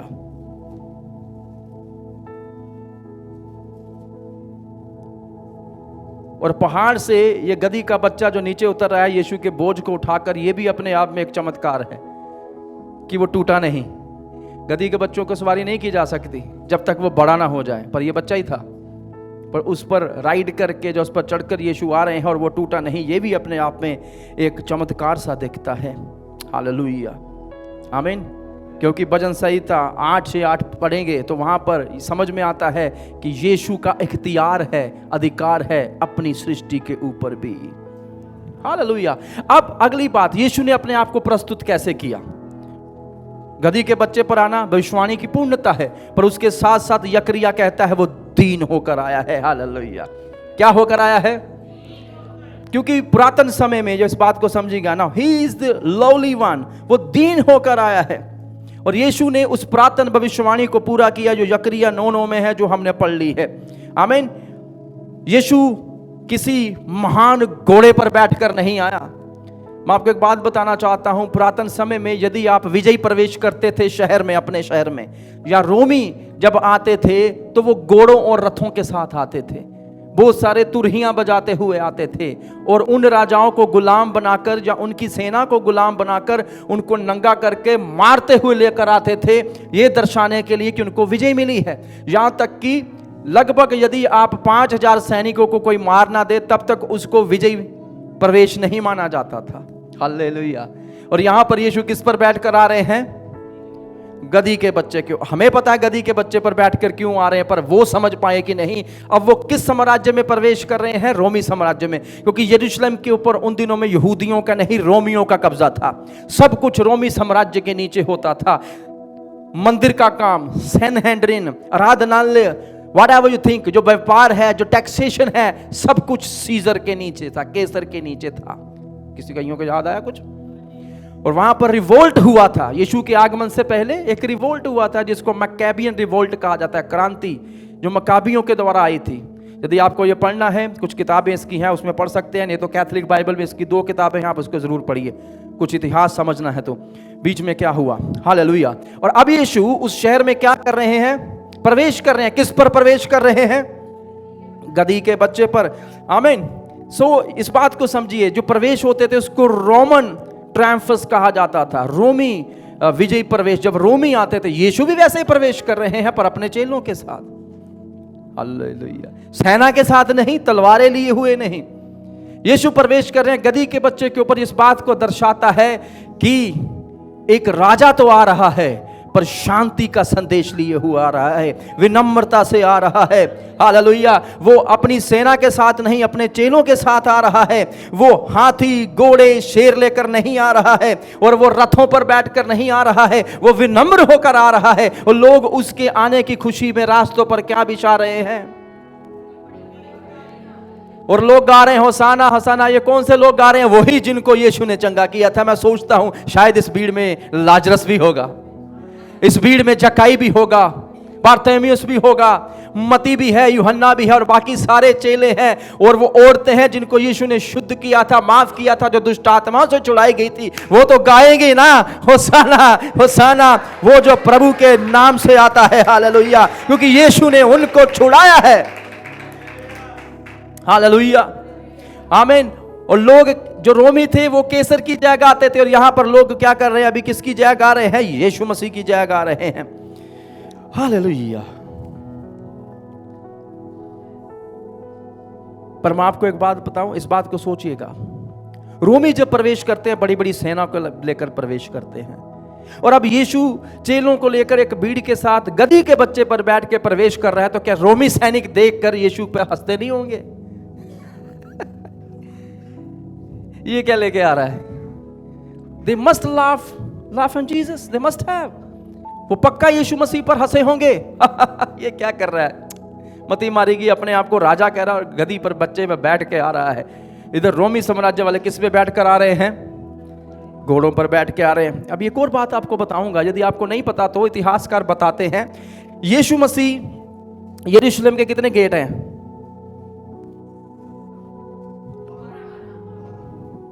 12 हैं। वो 12 क्यों हैं?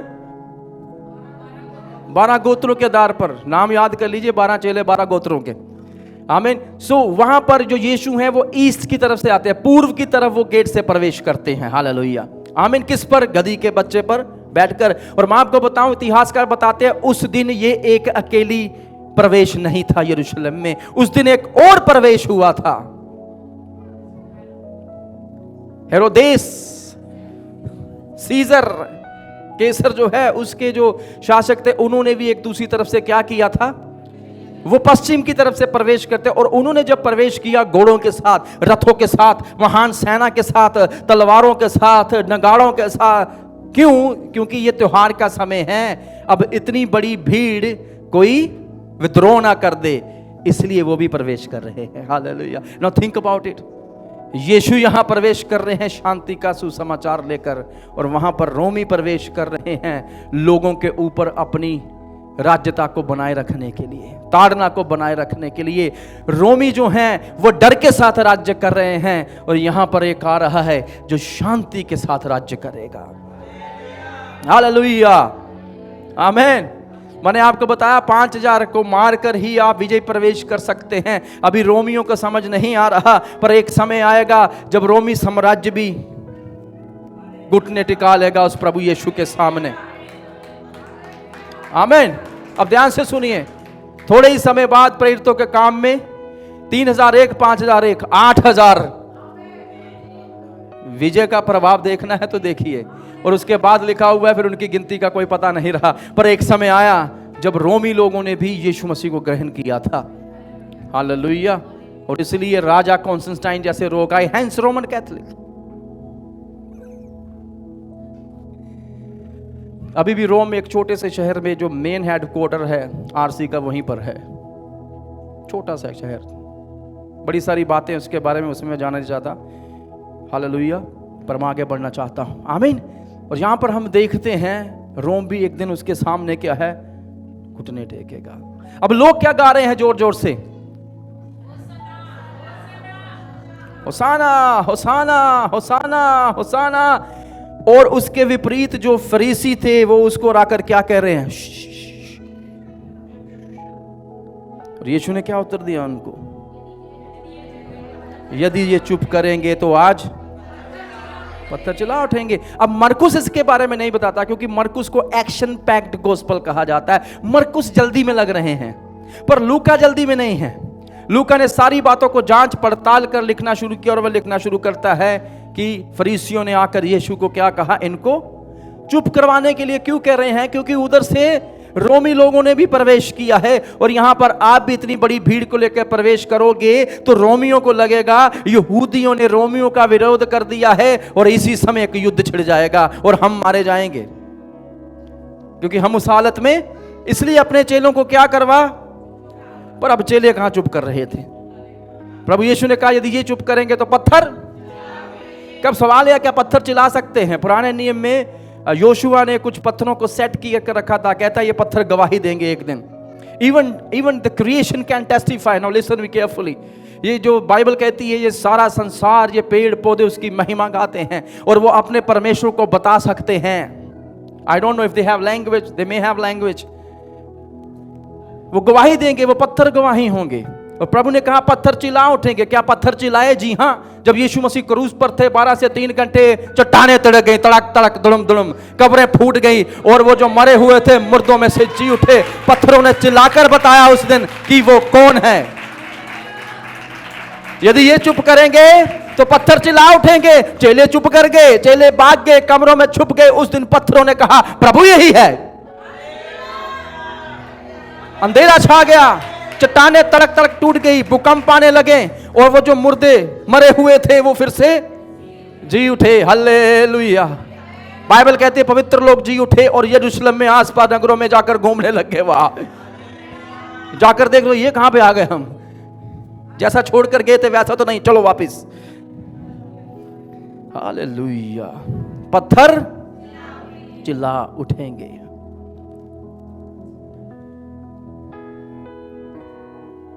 क्या हम उसकी स्तुति करने से रुकेंगे? आराधना करने से रुकेंगे? हम कई बार रुक जाते हैं अजीजों। कई बार हमें शत्रु रोकता है, परिस्थितियां रोकती हैं, जीवन भी रोक लेता है, मृत्यु भी रोक लेती है। और इसलिए दाऊद कहता है प्रभु मुझे जीवन दे, कहता है मुझे मृत्यु से बचा ले, महासभाओं में खड़ा होकर मैं तेरा गुणगान करूंगा, तेरी आराधना करूंगा, यहां तक कि मैं आने वाली पीढ़ियों को, मेरे पोती पर पोतियों को, नातिन नातिन को तेरा भय मानना सिखाऊंगा। What are we doing? हम क्या कर रहे हैं? हम क्या सिखा रहे हैं? आप आराधना करने वाले बने बच्चों को आराधना करना सिखाएं। And don't you dare to miss the presence of God. हिम्मत ना करें प्रभु की उपस्थिति को खो देने की। यदि आप हल्के में लेंगे, आपके बच्चे हल्के में लेंगे, और जब वो बड़े होंगे वो आपको हल्के में लेंगे। समझ आ रहा है? आमीन। Whatever you set in the family, it will be set for your children as well. जो भी घरों में आप रखेंगे वैसा ही आपके लिए भी हो जाएगा। आपके बच्चे ऐसा क्यों कर रहे हैं? कुछ लोग पूछते हैं, क्योंकि आपने भी ऐसा ही किया था, और आप एकदम उन्हें संत बनने की अब प्रार्थना नहीं कर सकते। हालेलुया। सो परिवर्तन घर से शुरू होता है, बदलाव घर से आता है, कलीसिया से नहीं आता।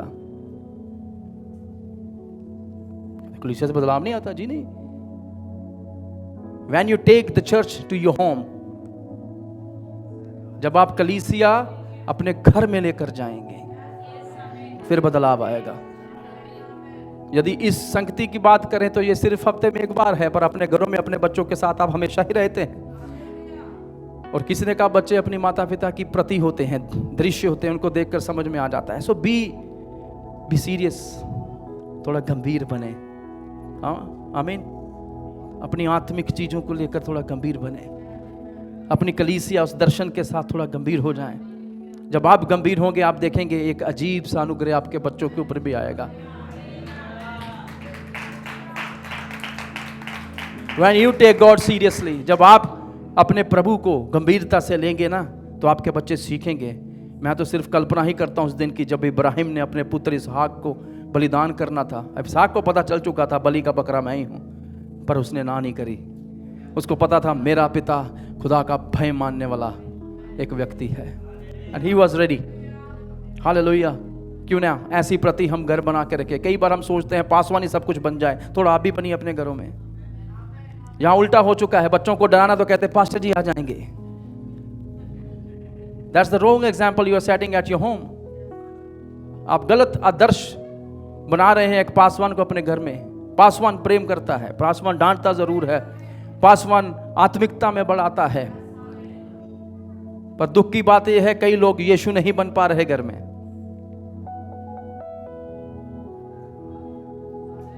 और ना ही बहुत सारी मरियम पाई जा रही हैं। मेरी बात समझ रहे हैं ना? वैसा बने आप घर में, तभी घरों में बदलाव होगा। कितने लोग मेरे साथ हैं? पत्थर चिल्ला उठेंगे। मैं अक्सर उस पत्थर को कहता हूं भाई तू चुप बैठ, मैं चिल्लाऊंगा, मैं उसकी स्तुति करूंगा, मैं उसकी महिमा गाऊंगा। हालेलुया। और उसके बाद बाइबल कहती है यीशु मसीह आगे जाकर क्या करने लगे। Now we see the purpose of the king. उस राजा का उद्देश्य हम देखेंगे। अब उसका उद्देश्य क्या था वहां पर आने का? वो अपने आप को प्रकट करना चाहता था, जी हां, पर उसके साथ साथ उसने जाकर यरूशलेम की क्या करी? परीक्षा करी और उसको जांचा पड़ताला, जांच करी। सबसे पहले प्रभु यीशु मसीह ने उसकी जांच करी जो उसका शहर था। और फिर से मरकुस इसकी बात नहीं करता, पर हमने लूका में पढ़ लिया था। और यीशु क्या कहते जाकर? Jesus saw the future of the town. यीशु ने उस शहर का भविष्य देख रखा था, और इसलिए बाइबल कहती है यीशु वहां पर रोया। He wept over the city. Why Jerusalem? Because क्यों यरूशलेम के ऊपर? वो यरूशलेम उसका घर था। यरूशलेम में उसका घर था।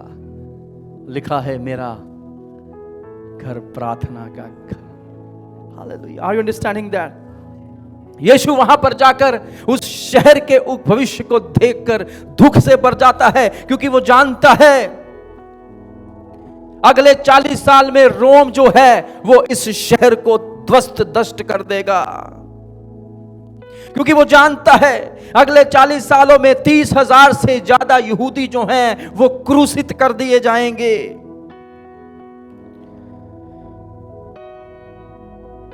क्योंकि वो जानता है इस शहर की इतनी दुर्दशा होगी कि बड़े सारे लोग जो हैं महीनों के अंदर मर जाएंगे, बड़ी सारे लोग भूखे मर जाएंगे और बड़े सारे रोगी होकर मरेंगे। क्योंकि वो जानता है कि उन सबको मारकर एक समय आएगा जब रोमी लोग जो हैं इनकी लाशों को लेकर यरूशलेम की दीवारों के ऊपर फेंक देंगे।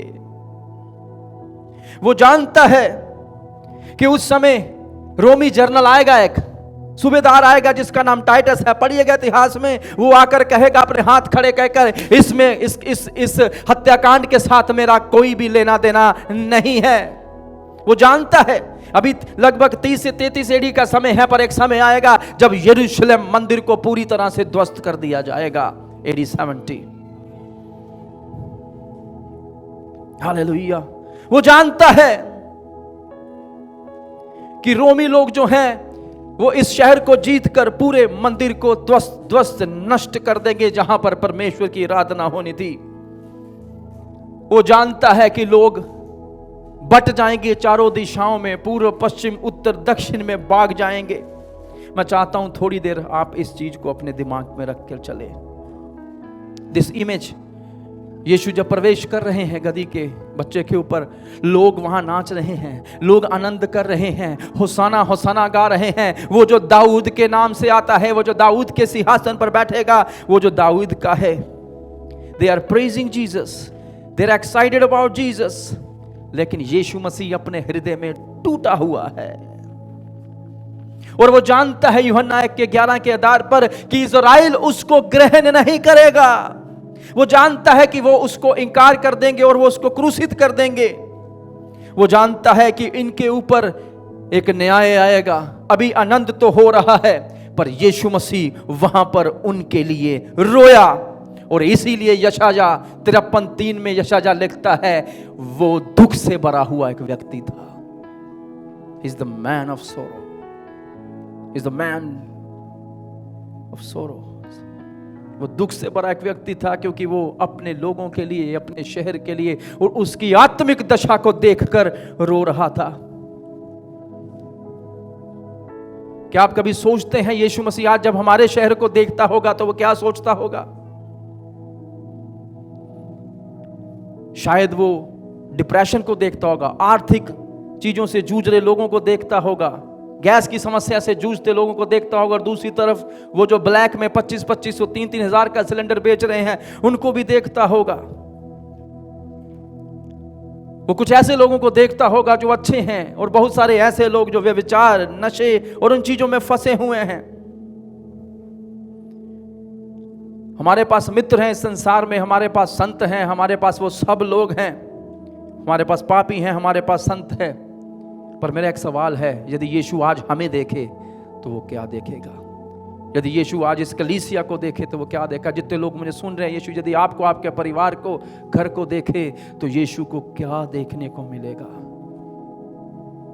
क्या वो खुश होगा या वो रोएगा जैसे वो इसकी हालत पर रोया है?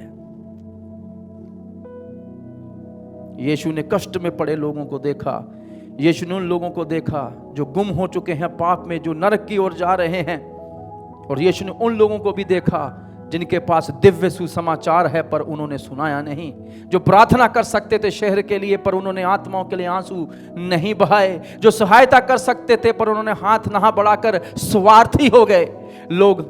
यीशु ने ऐसे लोगों को भी देखा। आज यीशु हमें देखता है तो वो क्या देखता है? पहली चीज, उसने शहर को निरीक्षण किया। दूसरी चीज, उसने उस मंदिर का भी निरीक्षण किया। बाइबल कहती है वो मंदिर में गया। मंदिर में क्यों गया? क्योंकि वही उसका घर था। हालेलुया। वहां पर क्या हो रहा है? यीशु कहते हैं तुमने इसको डाकुओं की खो बना दिया है। He cleansed the temple once. पीछे पढ़ेंगे तो उसने उस मंदिर का पहले भी एक बार सफाई करी थी, पर कोई उसको कुछ कह ना पाया क्योंकि एक बड़ी भीड़, आज भी जिसके साथ बड़ी भीड़ है उसको कुछ नहीं कहता कोई। सब कमजोर को ही तंग कर रहे हैं, जिसके पास कुछ नहीं है सब उसको, यही दुनिया की फितरत है। पर एक दिन इस दुनिया को भी नष्ट होना है, फिर परमेश्वर एक नए धरती और एक नए आकाश को देगा। यहां ये सब नहीं होगा। प्रकाशित वाक्य यही कहता है। हालेलुया। अंतिम चीज जो उस दिन यीशु मसीह ने वहां पर करी वो क्या थी? वो मंदिर गया और बाइबल कहती है उसने सब चीजों को देखा।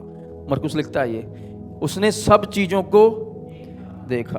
पढ़ा आपने उसको? वहां लिखा वो सब वस्तुओं को देखकर बारों के साथ बैठ नहीं आ गया, सब चीजों को देखकर। He saw the beautiful buildings. उसने बड़ी सुंदर सुंदर इमारतों को देखा। उसने देखा यहाँ पर तो एसी लगे हुए हैं, उसने देखा यहाँ तो बहुत बड़े बड़े स्पीकर लगा दिए गए हैं, JBL या उससे भी बड़े शोर के माइक हैं, जो और भी अच्छी अच्छी कंपनियों के माइक लगे हुए हैं। यहाँ सोना लगा हुआ है, चांदी लगा हुआ है, और ये सारी चीजें जो हैं वो एक धर्म को दिखा रही हैं। उसने देखा कि सारे संत पंडित जो हैं वहां पर तमाम रीति रिवाजों को कर रहे हैं, प्रीस्ट जो है वहां रीति रिवाजों को कर रहे हैं, बलिदानों को चढ़ा रहे हैं, उसने सब कुछ देखा। लेकिन आपने एक चीज को नोटिस किया, उसने तो सब कुछ देखा पर उसको किसी ने नहीं देखा। They did not see him. He is the Messiah. वो मसीह है, वो राजा है, उसको कोई पहचान नहीं पाया। मुझे अच्छा लगता है बरतुमाई के बारे में, जो तिमाई का पुत्र था। आंखों वाले उसे देख नहीं पाए, पर बरतुमाई अंधा होकर भी उसे देख लेता है। हे दाऊद की संतान, मुझ पर दया कर। और बाइबल कहती है यीशु रुका। Praise the Lord. जो उसकी पहचान करते हैं, उसे पुकारते हैं, उनके लिए वो रुक जाता है। बता तेरे लिए मैं क्या करूं प्रभु, ये कि मैं देखने लग जाऊं।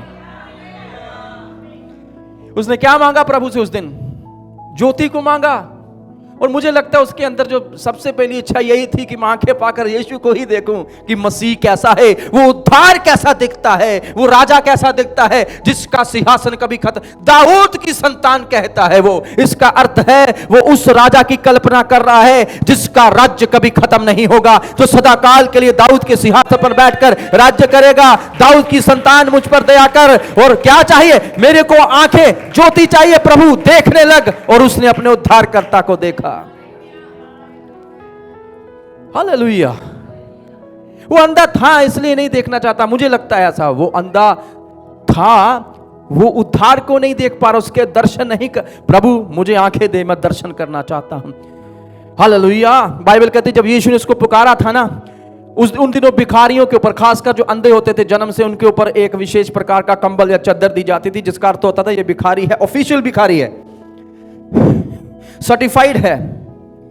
आमीन। म्युनिसिपल कमेटी से इसने लाइसेंस ले रखा है। म्युनिसिपल कौन सा वाला? ये टेंपल से शायद, क्योंकि टेंपल के बाहर बैठकर ही मांगते थे ये, कि टेंपल इनको रिकॉग्नाइज करता है, दे आर ऑफिशियल। पता नहीं अब टेंपल वाले भी इनसे टैक्स लेते होंगे वहां बैठने का, कि रेडी लाई दी 200 दे के जाओ। हालेलुया। और जब उसको यीशु ने कहा, उसने सबसे पहले अपना लाइसेंस घुमा के फेंका। Praise the Lord. कहता आप या लाइसेंस, अब मैं देखने लग जाऊंगा और मुझे इसकी आवश्यकता नहीं पड़ेगी। Praise the lord. That is what faith is. When you come out of your pit, जब आप अपने उस घटना स्थल से उठते हैं, विश्वास से उठते हैं, और जिन चीजों पर आपका भरोसा होता है, शायद ये मदद करेगा, वो मदद करेगा, इससे मदद ले ले, आप पहले उनको फेंकते हैं, क्योंकि अब आप भरोसा करने जा रहे हैं उस उद्धारकर्ता के ऊपर, जो ना केवल आपको आंखें दे सकता है, पर आपको चलने की क्षमता भी प्रदान करता है। Hallelujah. Praise God. They did not see Jesus, but Bartimaeus can see Jesus without eyes. Even बिना आंखों के बर्तिमाई यीशु को देख पाया। The king has entered the temple and they knew nothing of it. महिमा का प्रभु अपने घर में आया और पूरा घर उसकी उपस्थिति के बारे में इग्नोरेंट था, उनको पता ही नहीं है। और उसने देखा कि मेरा यहां कोई काम नहीं है, और इसलिए बाइबल कहती है वो बैथनिया में लौट गया, लेफ्ट द हाउस। क्योंकि अभी तक वही चल रहा है, डाकुओं की खो, दुकानें खुली हुई हैं, दुकानें चल रही हैं। और वही सवाल मैं फिर से पूछना चाहता हूं, आज जब यीशु हमारी कलीसिया में आए, इस मंदिर में आए, तो वो क्या देखेगा? What does he see? What does he see? क्या वो ये देखेगा कि लोग वाकई ही यहां पर यीशु को ढूंढने आते हैं, कि या वो देखेगा कि जैसा चल रहा है लोग उसके साथ चलते जाते हैं, हाथ उठाइए तो हाथ उठ रहे हैं, बैठ जाइए तो हम बैठ रहे हैं, आइए हम ज़बूर नंबर ये गाएं, ज़बूर नंबर वो गाएं। मोशन समझते हैं, कुछ चीज़ें मोशन में चलती हैं अपने आप करें भी ना तो वो होती जाएंगी, आपको बैठना है बस। क्या हम सिर्फ बैठने आए हैं, या सच में यीशु को जानने आए हैं, समझने आए हैं, उसके साथ प्रेम में पढ़ने आए हैं? What we gonna do with that? यदि यीशु आज हमारी कलीसिया को देखे, वो क्या देखेगा? क्या वो जब वो देखे, वो ये देख पाएगा कि लोग सच में दिल से आराधना कर रहे हैं, आत्मा और सच्चाई से सच में उसका स्तुति गान कर रहे हैं, या वो ये देखे कि लोग बस रीति रिवाज पूरा करने आए हैं? इन दिनों में बड़े सारे रीति रिवाज होंगे, पता है आपको। हम उनके भी पैर धो डालेंगे जिनसे हम लड़े होंगे, और अगले दिन फिर लड़ लेंगे।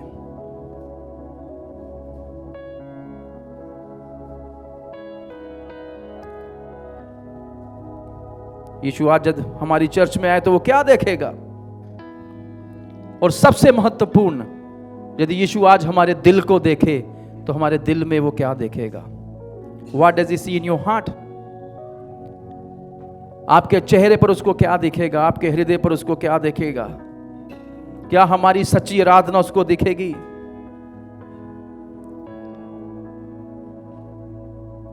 क्या वो देखेगा आज? Now this is the question we need to ask ourselves.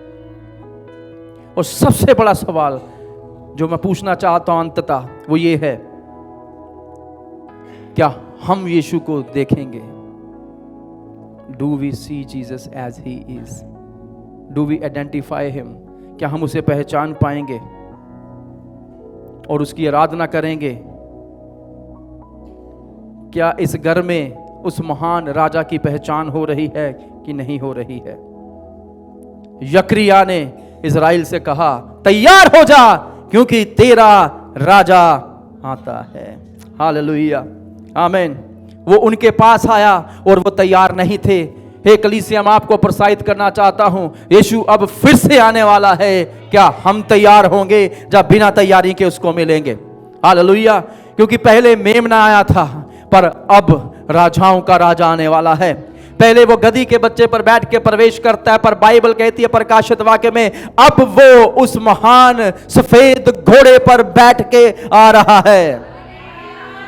पहले वो बलिदान होने आया था, पर इस बार वो न्याय करने आ रहा है। Hallelujah. Will you receive your king? क्या आप अपने राजा को ग्रहण करेंगे जब वो आएगा? क्या आप उसको तैयार दिखेंगे? क्या आप उसकी पहचान करेंगे? क्योंकि बाइबल कहती है हर एक घुटना टिकेगा, हर एक जीव अंगीकार करेगी कि वो कौन है। Behold, your king is coming. देखो तुम्हारा राजा आ रहा है। किसी को मुड़कर कहें, देखो तुम्हारा राजा आ रहा है। देखो तुम्हारा राजा आ रहा है। होसाना, होसाना। आपको पता स्वर्ग का अब सुर क्या है? हालेलुया। बाइबल कहती है अब उस कलीसिया, उस भीड़ ने कहा हालेलुया। वो जो मेमने के लहू से धुली हुई है। होसाना save us, we are saved. होसाना उनके लिए है जो बचना चाहते हैं, हम बचाए गए हैं। इसलिए हमारा नारा हालेलुया है। प्रभु की स्तुति हो क्योंकि मैं बचाया गया हूं। Hallelujah, hallelujah, hallelujah. प्रभु आप सबको इन वचनों के द्वारा बहुत सारी आशीष दे। आपके जीवन में यह खजूरी जो रविवार है बहुत सारे फल को, आशा को, प्रेम को, शांति को लेकर आए। और ये पूरा सप्ताह जब हम बाइबल के इन तथ्यों पर मनन करेंगे, प्रभु हमें बड़ी सारी बरकत दे। जिन्होंने हमें ऑनलाइन सुना, खुदावन आपको भी बरकत दे। दूसरों के साथ इन संदेश को जरूर बांटिए। प्रभु आप पर बरकत बनाए रखे। आप सबको जय मसीह की।